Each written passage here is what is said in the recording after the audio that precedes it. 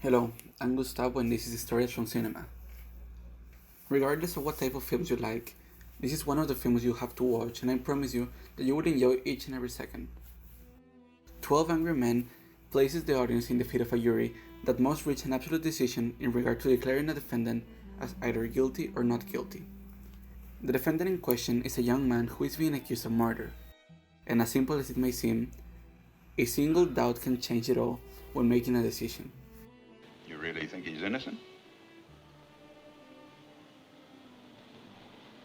I don't know. This film fits the definition of what makes a movie great. The story is astoundingly catching, it is a tense film that makes you care about its characters. I changed my vote to not guilty. You what?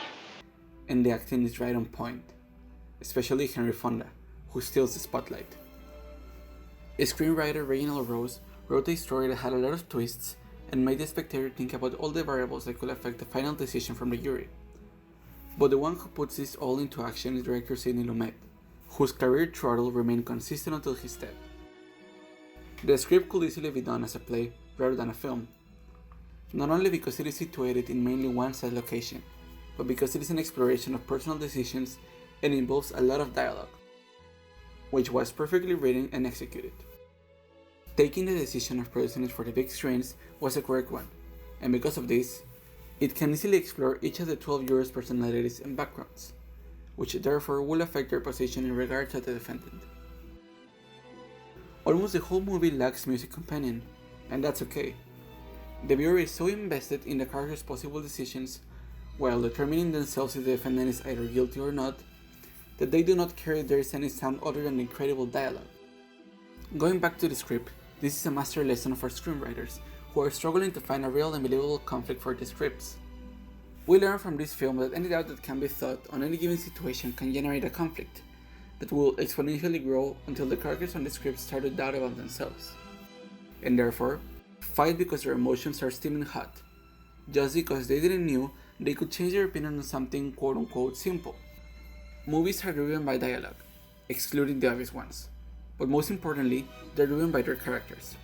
Any visual product has to make the viewer care about its characters. But why? Because we as humans want to experience other situations with other humans, so you as a filmmaker do not have to have 20 set locations and $30 million of budget to just have special effects. You can develop your own story with its own conflict and focusing on the actors and their performances to develop a film that interests the audience, just as this movie does. At first, the viewer just notices tired people who do not want to be there, and who think they are all gonna decide the kid is guilty and they're going to be home in 15 minutes. But no, that's not true. Throughout the run of the movie, the viewer grows accustomed to them but never really learns who they exactly are, or what their purposes in life are. They just learn their motives to decide if the kid is guilty or not, which makes the final outcome much more enjoyable. 12 Angry Men is a masterpiece from 1957. In my opinion, this is one of the best films ever made, and I can assure you, if you look up on Letterboxd or IMDb, you will find this movie in any list of classics. I love this film and I think this is a film that theater people can easily watch, as well as people interested in classic cinema.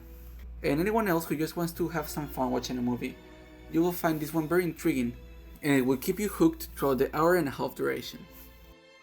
I hope you enjoyed the video, and if you have any suggestions, please leave them in the comments down below. You can find me on Twitter at StoriesFromCinema and on Instagram at StoriesOfCinema1. That is all for today, and thank you for watching.